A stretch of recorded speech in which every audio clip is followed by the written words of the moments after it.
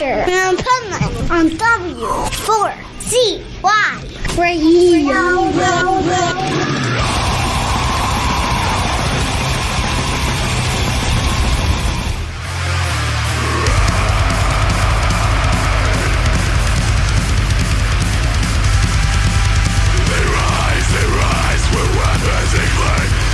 This is the Pipeman here on the Adventures Pipeman W4CY Radio, and I'm here with our next guest who has some badass music, and they're from our neighbors to the north, who I love so much.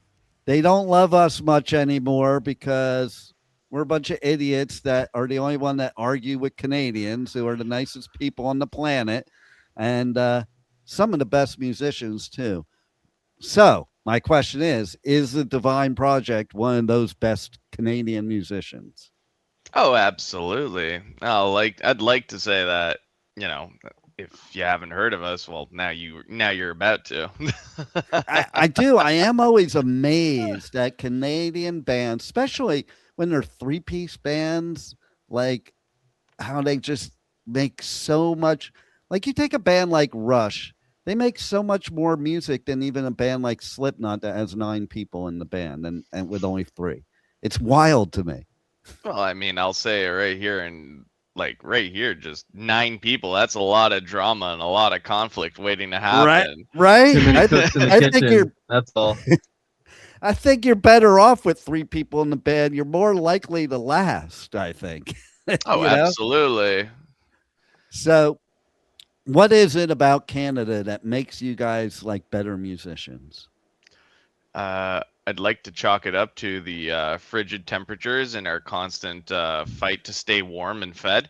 But obviously we know that's all a myth. But I don't know. I think it's just a lot of the fact that we're a much tighter community up here when it comes to the music scene. Yeah. I think a lot of local scenes are always tight, but here, you know, there's less opportunity in the grand scheme of things to, you know, there's not so many festivals, and venues in our city and in a lot of cities right now are kind of shutting down. Yeah. And they're not really, you know, putting on local showcases because it's all about DJs and booze sales now. And I think it's that cohesion between us fellow artists, the bands, the media, everything music related in the scene, whether it's metal, rock, hip hop, doesn't matter. If you're in that sort of art scene, it's about perseverance because it's such a difficult situation. Yeah, 100%. And I still think, too, the first thing you said was correct, too, with the weather. Because, listen, nobody fucking wants to go out in that weather. So you got nothing else to do but to stay in and practice. Like, you know? Yeah. And I think it is true because you look at a lot of Canadian bands, you look at a lot of Scandinavian bands, and they're just great musicians because what else are you going to do? I mean, some people like to ski, but hey. I mean, here it's just. He got me. That was staying inside and practicing all day. That was literally me all of high school. Right? Yeah, that's how you become good, though. Listen, I'm originally from Jersey where it was cold, but then my dad moved me in 1980 to LA where it wasn't. And I played drums for 9 years, sucked, played guitar, sucked, and sang thrash metal, sucked. What was the common denominator? It was too fucking nice out. I was going surfing and shit, you know? I'm like, I don't want to sit home and practice all day. I just want to play the song. You know, it was funny because I was interviewing, the first interview of the day was Vinny Appice.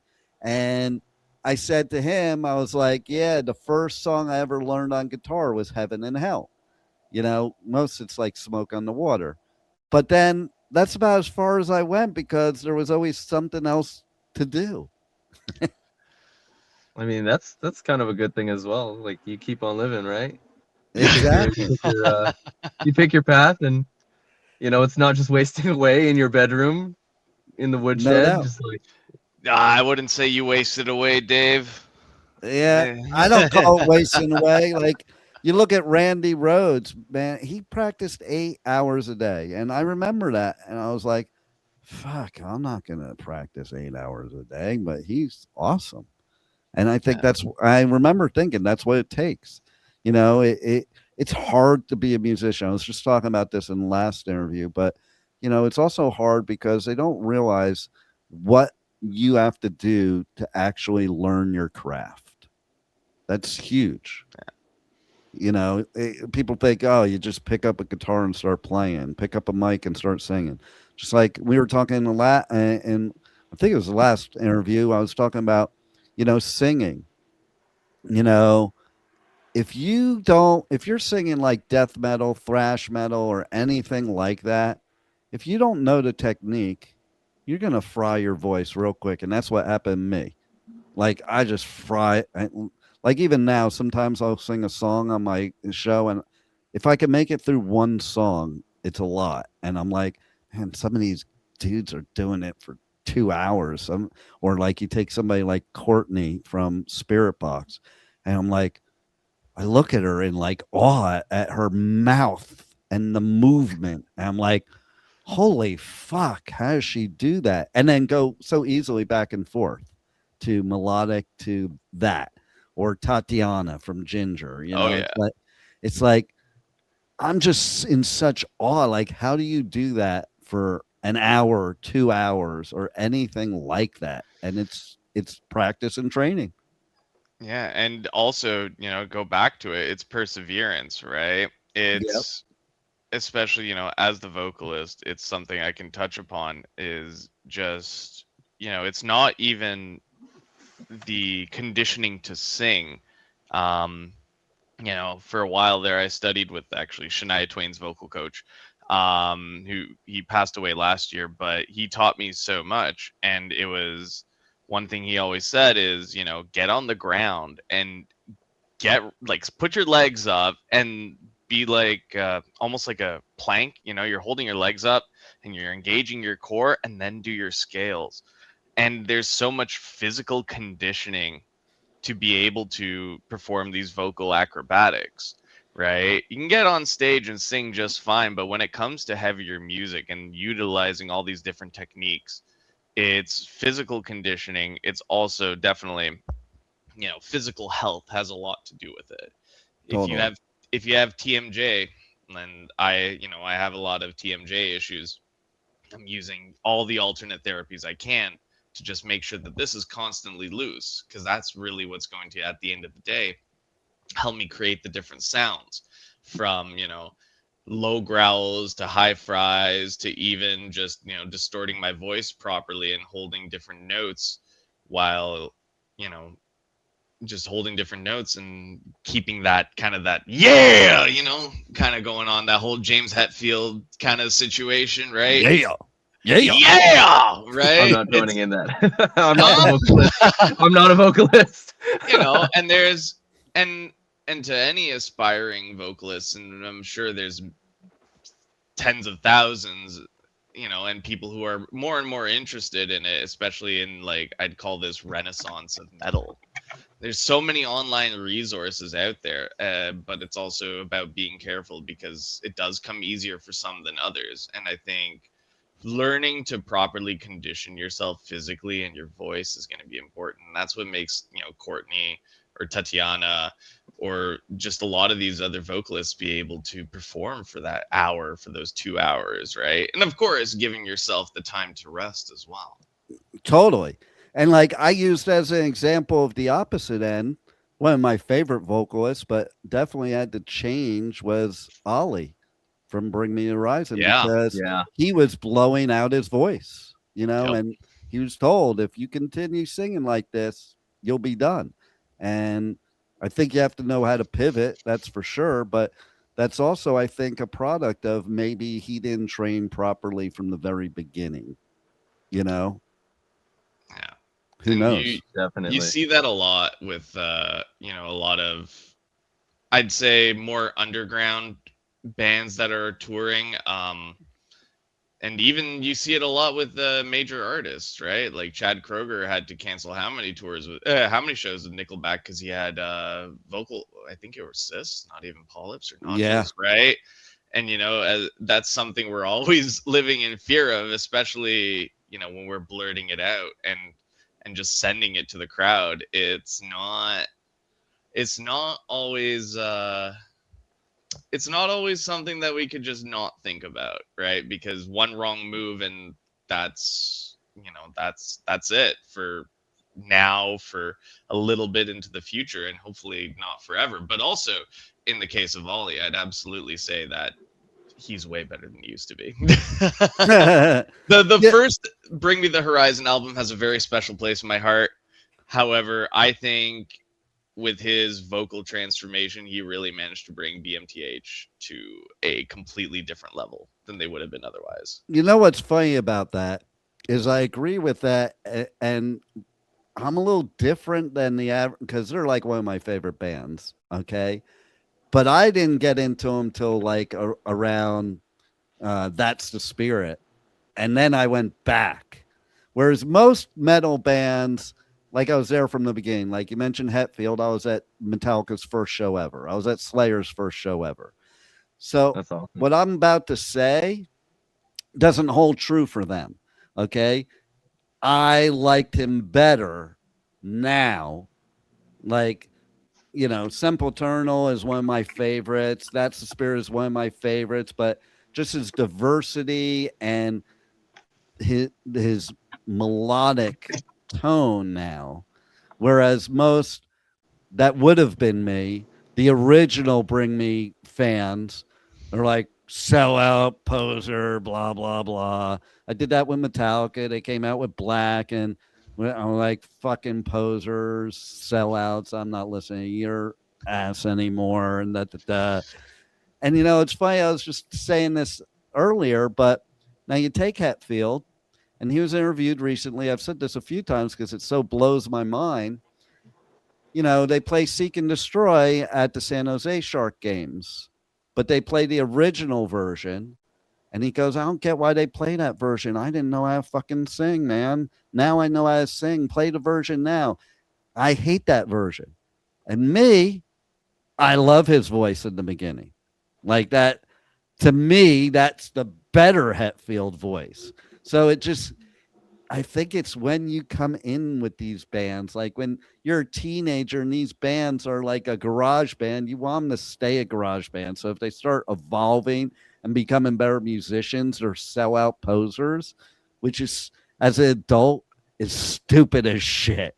Like, why wouldn't you want to get better? Why wouldn't an artist want to improve their craft? Why would you want to stay a teenage garage quality, type of thing?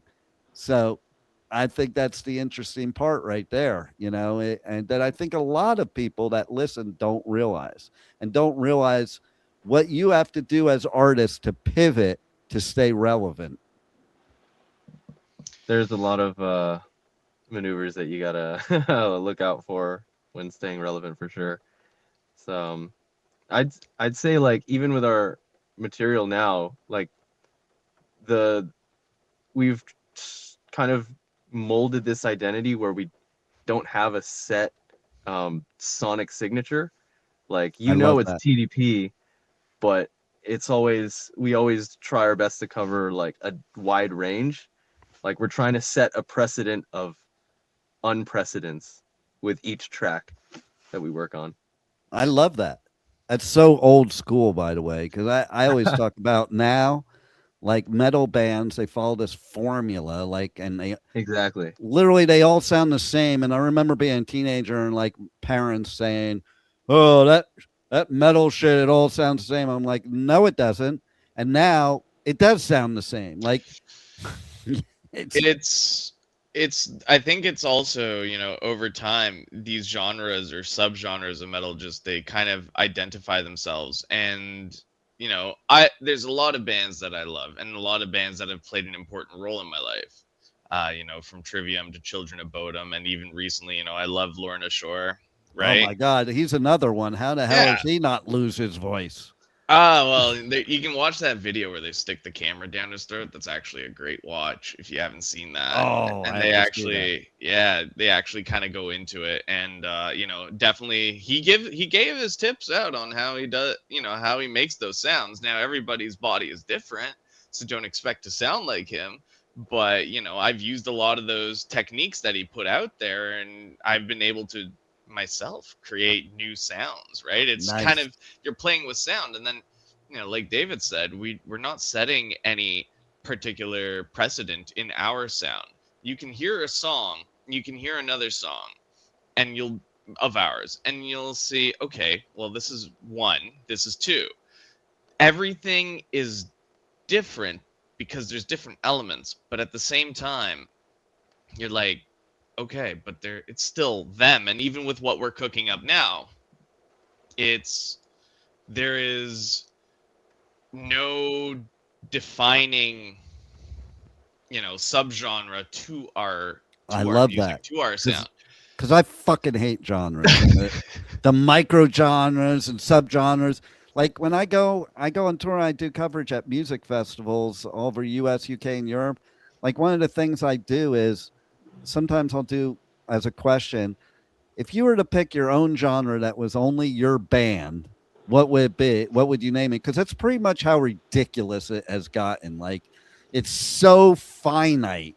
And to your point before, okay, so Metallica, before there was a thrash metal, they were considered power metal for a minute because there was no such thing as thrash metal.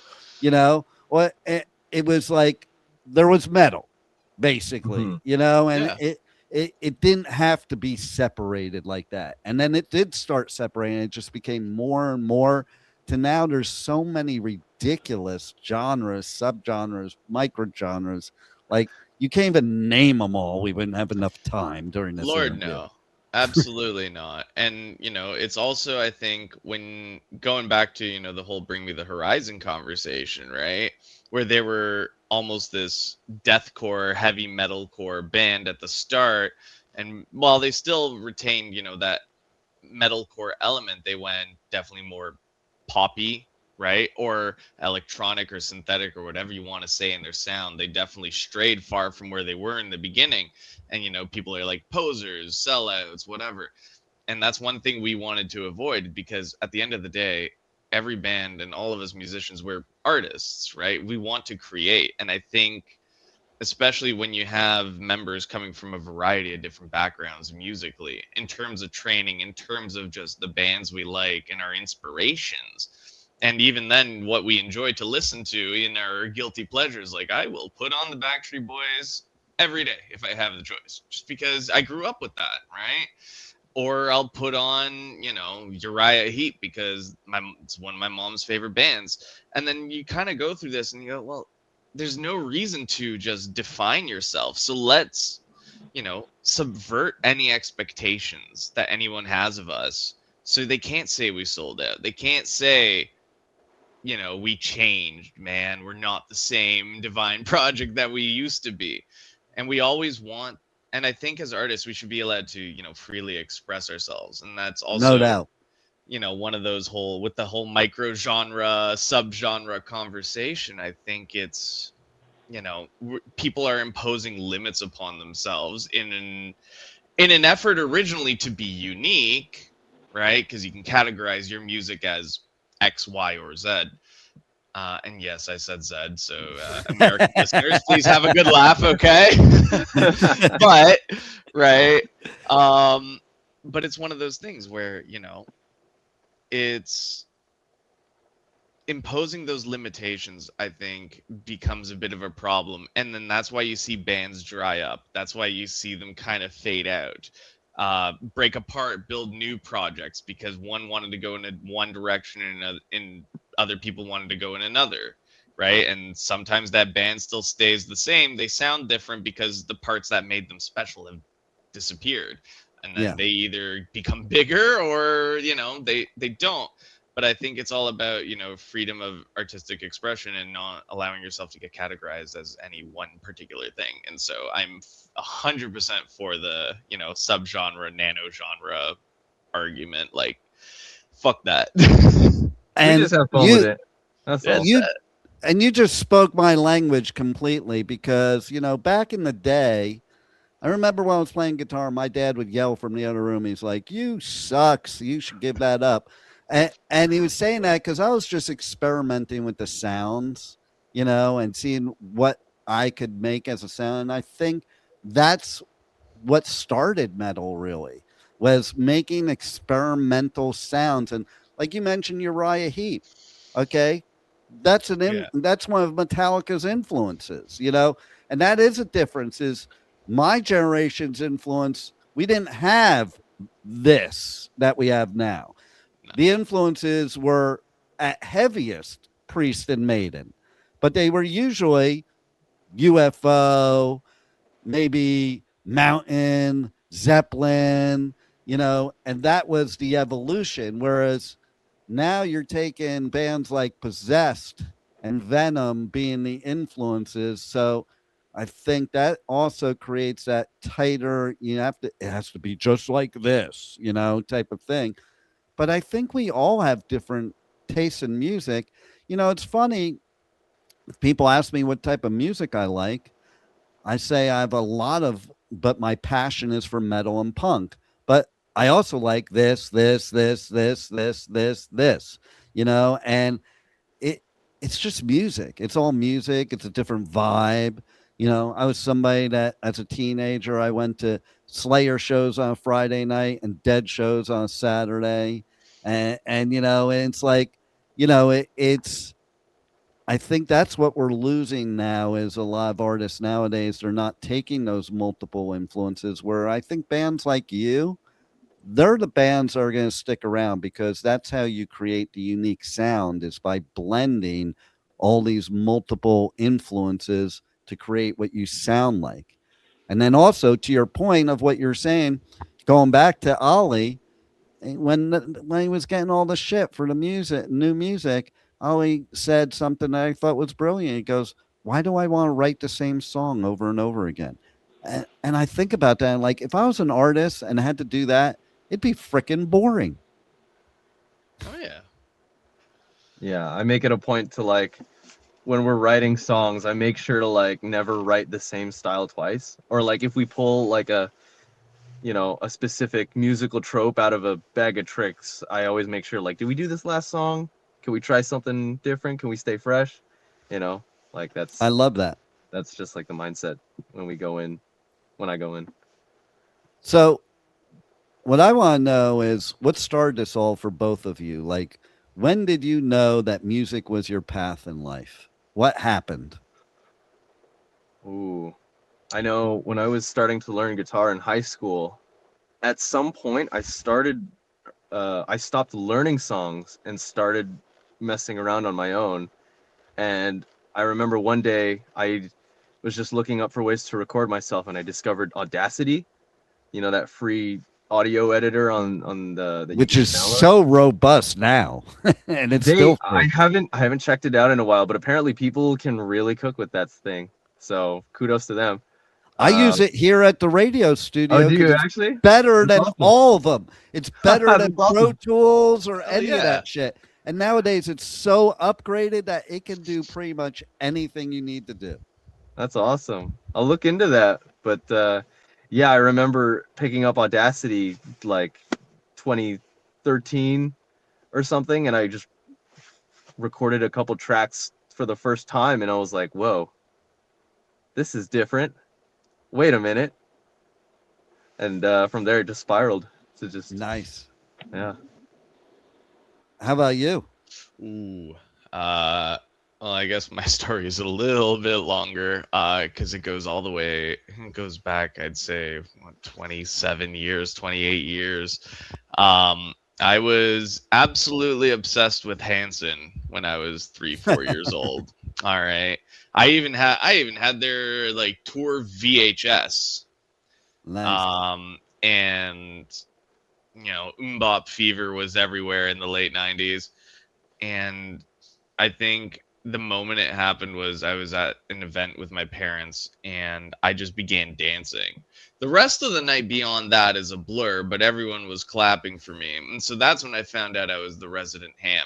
But it sort of evolved from there because I really wanted to mimic that. And my father being a musician as well, you know, it kind of went, wow, like all these guitars and whatnot, I have an interest in this. And so they put me on piano, you know, typical Eastern European upbringing. You learn piano, you go. All right. And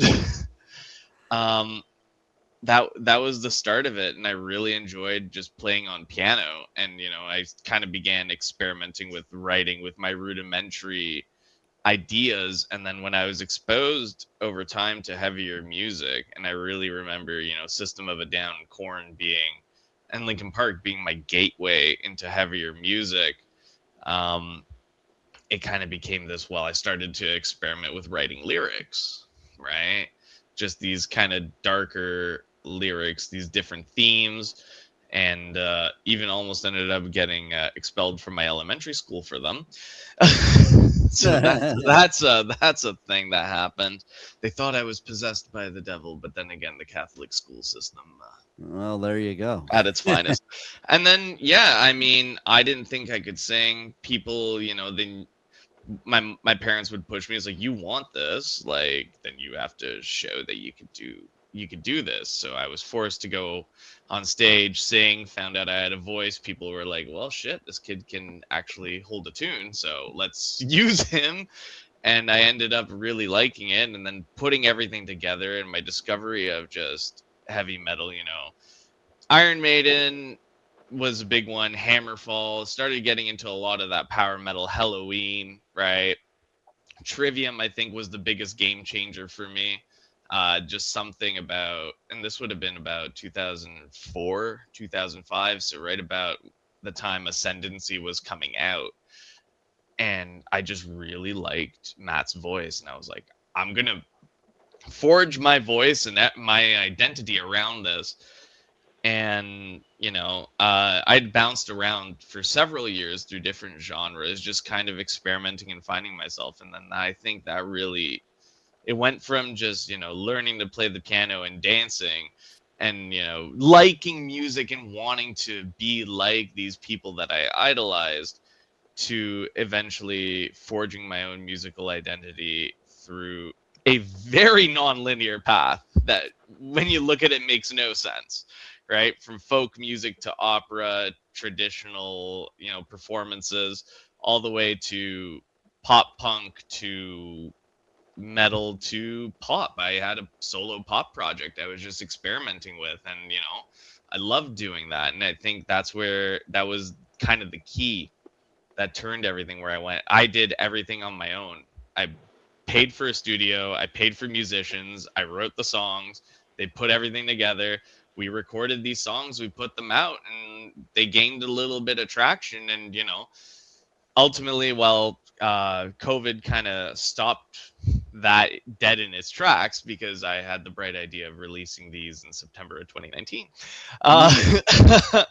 Needless to say, I think, you know, it was definitely non-linear, but it's been like, I couldn't be happier with everything that I've experienced and everything that I've seen. And I think, you know, as musicians, it's those experiences that mold us, right?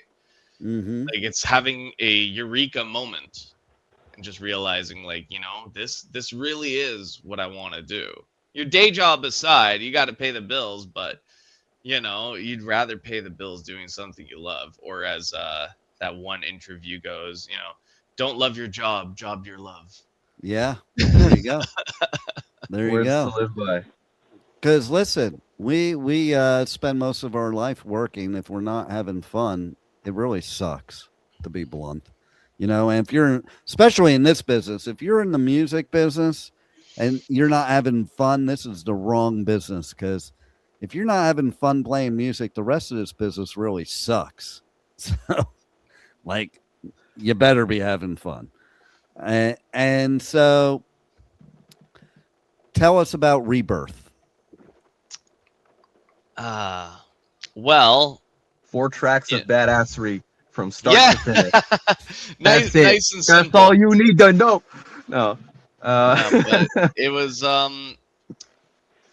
I think, a defining moment for us all when we got into the room together. So the band kind of rebuilt from the ashes.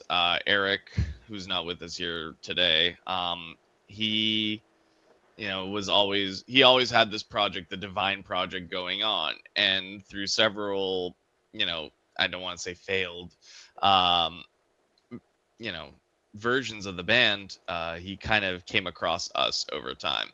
And Rebirth, I think, is all of our musical rebirth. We got in that room and we finally wrote the things that we loved. We found a sound, and when we got to the studio and put everything together, finally it's 4 tracks of pure badass energy, right? And it showcases us, and I'd say it's more than the band's rebirth or this project's rebirth. It's our own rebirth as artists and really getting in touch with ourselves and what we can do and what we can create. I think that's what it takes too. I think it's very rare that your junior high school or your high school friends that you put a band together, that you're going to be on the same page after you become like an adult or whatever, and you take any of the bands that really made it big, a lot of them, there was some transformation. You go back to the Beatles, there was transformation before they really made it. The Metallica, perfect example. Like, had Mustaine stayed in the band, would we know Metallica today? I don't think so. I think there was too much ego between Lars, James, and Dave to have that long-term chemistry that we have now.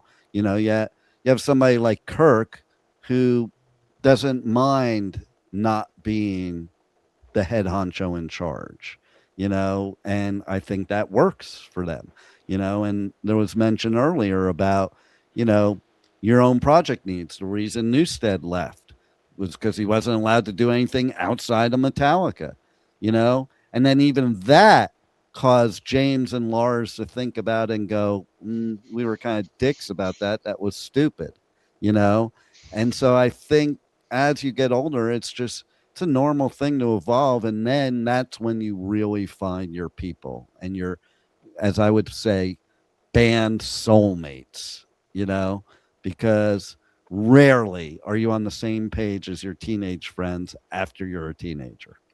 Yeah, no, that's a given. I can go back to my high school band and be like, oh, and like while our drummer from my high school band actually went and did great things. He's a jazz drummer now. Like, nice. Definitely not on the same page we were back then. But right. He, in our own rights, I think, yeah, it's definitely like that personal evolution. And so when you look at those, if you will, those, I don't want to say romantic, but romanticized stories that you read about, they were friends in high school and they formed a band and now they're famous. Like, I think Green Day, for example, right? Blink-182 to an extent. All right, so when you look at that, it's just like, well, they got lucky. They also all have one common thing: the drama. Like, look at again Metallica. They had to go through therapy, like a band going through therapy to stay together. Like, there's a lot of drama that happens when you're not aligned anymore, and you either have to do something to get back aligned, or things change. And sometimes that's when the best things happen, too. It's a relationship, right, at the end of the day. Hell yeah. I mean, listen, if you're in a band, you spend more time with your bandmates than you would to somebody you're married to. Like, you're on the road under the not best of conditions. It's everything. Like, you better really get along because everything else is going to just make you want to fight. Or abandon your fellow bandmates at a gas station. That too. or like they did to Dave. So it's good that you have this rebirth. It sounds like you're on the path now that this is what the Divine Project is and will be. Oh, amen to that. Mm-hmm.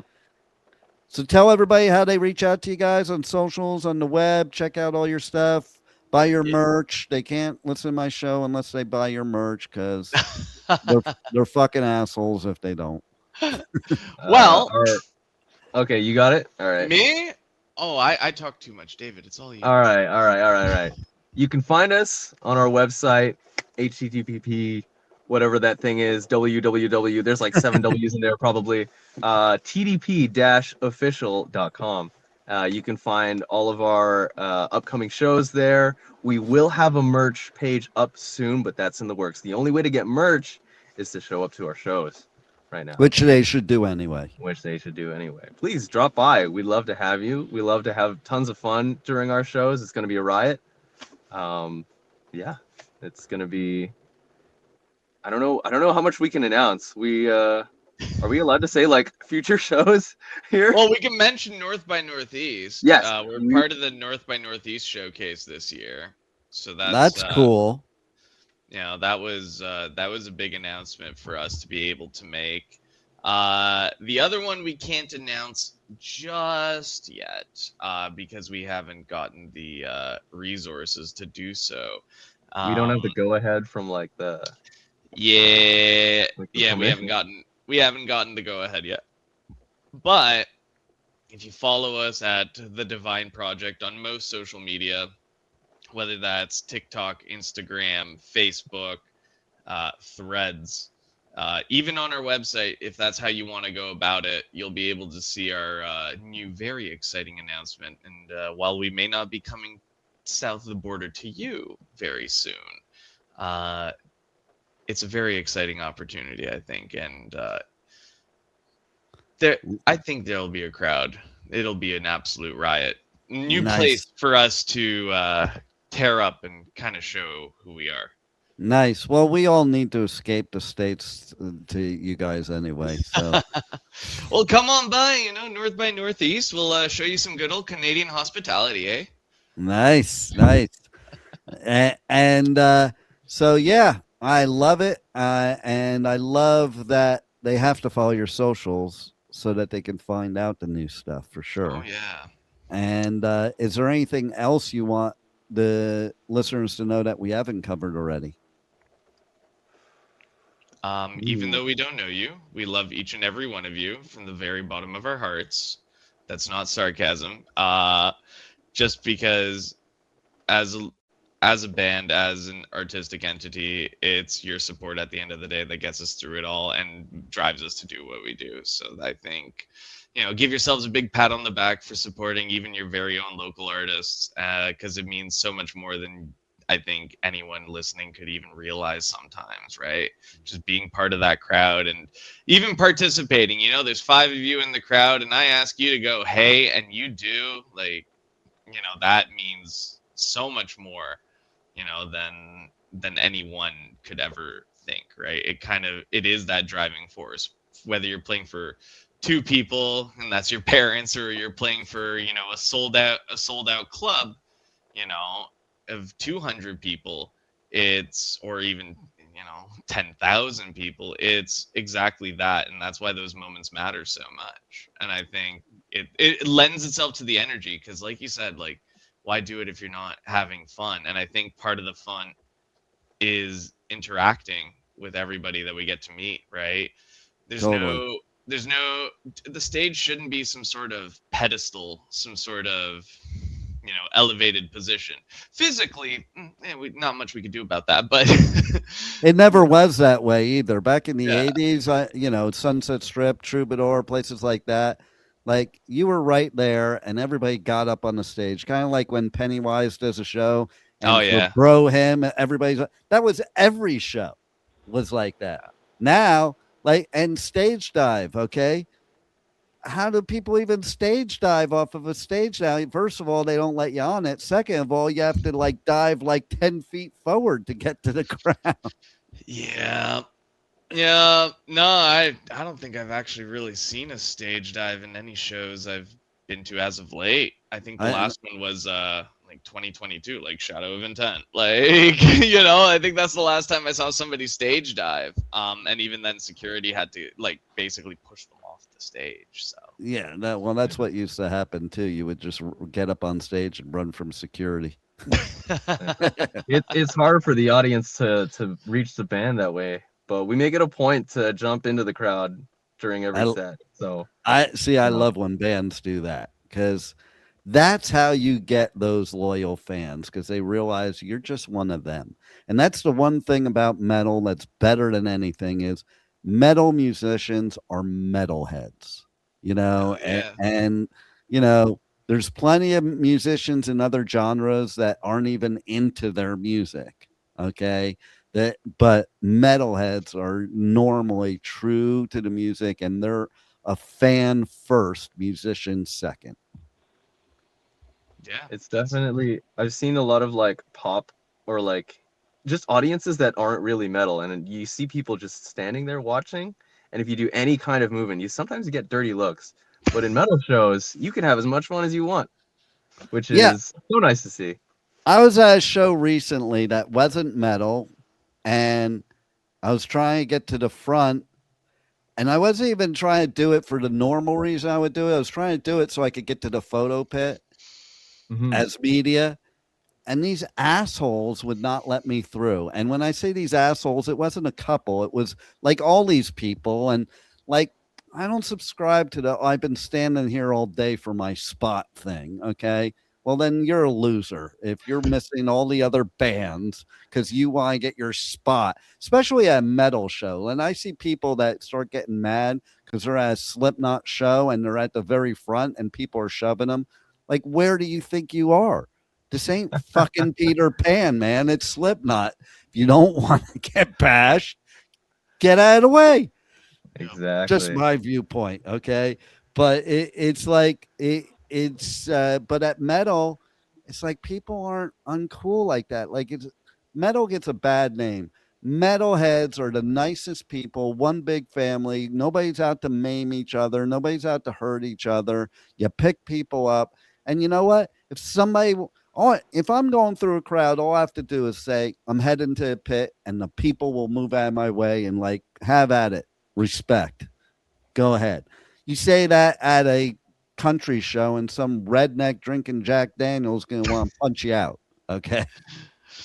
Oh, that's if he can even afford Jack Daniels. Well, here I'll give you my final story that you'll absolutely love. That's related to Bring Me to Horizon. All right. So one year, several years ago, I had to cover 2 festivals on the same weekend. Obviously, I couldn't do that. So one of my engineers here in the studio, I was having her go do and cover this one festival. She had never been to a rock show ever, much less a metal show. She was a country girl. And so I said to her, I'm like, listen, and she was really scared. And I'm like, listen, you're going to have the best time of your life. This isn't like going to one of your country shows where a bunch of redneck idiots are being macho and drinking Jack Daniels and kicking the shit out of each other. There actually isn't normally even a fight at metal shows. No, a mosh pit is not a fight. And I said, you're going to go to this show and you're probably going to make a bunch of new friends. You'll probably have a new boyfriend. And you'll see we're one big happy family, and you'll have the best time of your life. So she comes back after the weekend, and she goes, oh, my God, you were so right. I teabagged some dude, and he's my boyfriend now. And I have all these people I was hanging out with, I was friends with, and I have this new favorite band. I don't know if you know who they are. They're called Bring Me to Horizon. Nice. And I think that, that is the point. I think if people experienced it, they would realize it's not as scary as they think. But then I interview a bunch of bands at festivals. I'm like, let's let them, the bands will be, let's let them keep thinking we're a bunch of scary people so we can keep the assholes out. Because it is true. That is what keeps the assholes out. But, and I got another Bring Me quick one. I was doing Download, and Bring Me was headlining, and there was this dude. He must have been like 6'7", 500-pound, big fucking dude. He came into the pit and he started doing what those people do, like showing how big and tough he was. Like those are the people. I'm a little dude. I'll come around the pit, and then like Mike Tyson lunge up from underneath you, and I'll be on the other side of the pit before you even saw who it was. Type of thing, but they always want to show how tough they are. And man, everybody just teamed up and pushed this dude out of the pit. He was picking on the little dudes and trying to act all tough. And then one dude that was bigger than him walked up to him and he's like, yeah, why don't you push me around? And he took him out of the pit. And the dude was sitting outside the pit the rest of the time, just looking in because he was being watched and he wasn't allowed back in the pit again. So Damn. that's our metal family. That's our metal family. That's the way it should be. Yeah. I have a solution to all the world's problems. We just need one big music festival. Everybody in the world's required to attend and throw everybody into a mosh pit. We'll all work it out and we'll all come out friends. And fuck all the war. Maybe that's and what all Metallica that needed. They just needed to hop into a mosh pit too. Exactly. That's all. That's what they should have done. They spent all that money on therapy. Just go to. They should have gone to like a Slayer show and jumped in the pit. It's better than a warm hug, anyways. Exactly. You could throw Dave in there too. You know, you guys mosh it out. Dave, you and Lars mosh it out, okay, and get it out of your system. Yeah, I mean, absolutely. Why not, right? But that's definitely, I'd say, the magic of the metal community. I think there are other, when you look at similar communities or communities that are like in tandem. If you look at like the punk community, the emo community or whatnot, there's definitely less of that camaraderie, a lot more drama. Even attending No Effects shows, I was at the they graced our city with 25 years of Fat Wrecked, which absolutely fantastic, festival that it was, but the amount of drama I saw just around the pit, right, just in the crowd. Because you did have, those guys show up that think they're bigger than everybody else and just start windmilling in the middle of the pit. And it's just like, no one's going near there. But then leave it to like the 5'0" like chick with blue hair to fucking just knock him out. Oh, yeah. I love that, man. Oh, man. Women are the biggest badasses in the pit. Like, I love seeing that shit, man. Oh, it's great. Like, I'm 6'4", so I'm, it's like seeing another tall dude in the pit. It's like, whatever, like, we're gonna bump, but like, whatever. I'm scared of the 5'0", 4'11" girl with like 5 different colors in her hair and like 20 different piercings, like just sending it, because she's launching like all 100 pounds of her body weight at like maximum velocity at you, and it's just like, oh, I'm gonna stay away from that. No doubt, like that. Listen, I'm 5'7", and I don't weigh much of anything. Don't get near me in the pit and try to fuck with me. There you like, go. And it is like that. Like, I even remember being younger, and it's like people would approach me, these big dudes and shit, and I would just look at them. I'm like, I'll kill you right where you stand. And they look down at me and they're like, I'm not fucking with him. He must be crazy. There you go. So, and that is why I think you find that most metalheads are similarly my size, because that is the place we can be to get away from the bullies, and those bullies that try to come in the pit, you're coming in our pit is kind of how it comes down to. And that's how you take care of them. There you go. So let's just solve all the world's problems. We should put like your prime minister and Trump into a mosh pit, like a wall of death. Oh man. Do I want to be playing that show, or do I want to be in the crowd for that? I don't know. I want to be playing that show. Are you kidding me? That would be insane. That would be we'll take Carney, we'll take Trump, we'll take Putin, we'll take what's that asshole?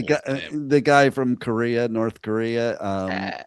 Kim Jong-un. Yeah. We'll take what's the leader from Belarus? What's his name? Oh. Open call. Any political leaders watching right now, we invite you. Come to a TDP show. We'll get you set up. Yeah. Easy. And easy.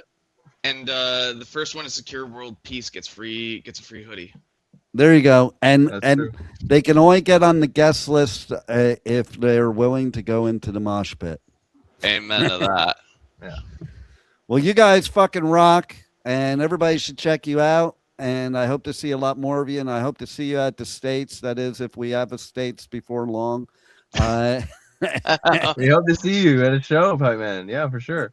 Definitely. You guys got to hit up some of the Danny Wimmer festivals here, or just meet me over and like download Bloodstock. Actually, you guys would probably be good at Bloodstock. That's a great festival. You know that festival? Check it out. Yeah. Yeah. Oh, I know Bloodstock. It's Okay. a killer. It's a killer festival. Small community. Really dedicated metal people. The people that run it are real dedicated to the music. It's not like corporate America where it's all about the money and transactional.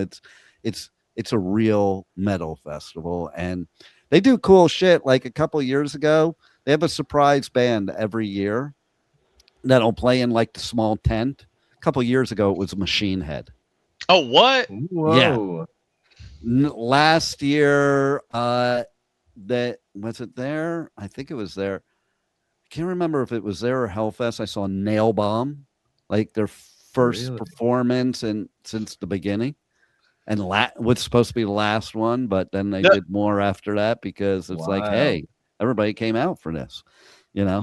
So next, we'll see the Divine Project. You'll be the special surprise band. We're not a band to turn away from opportunities. So, yeah, whatever you put in front of us, whatever obstacles, whatever's in our way, we'll, Yeah.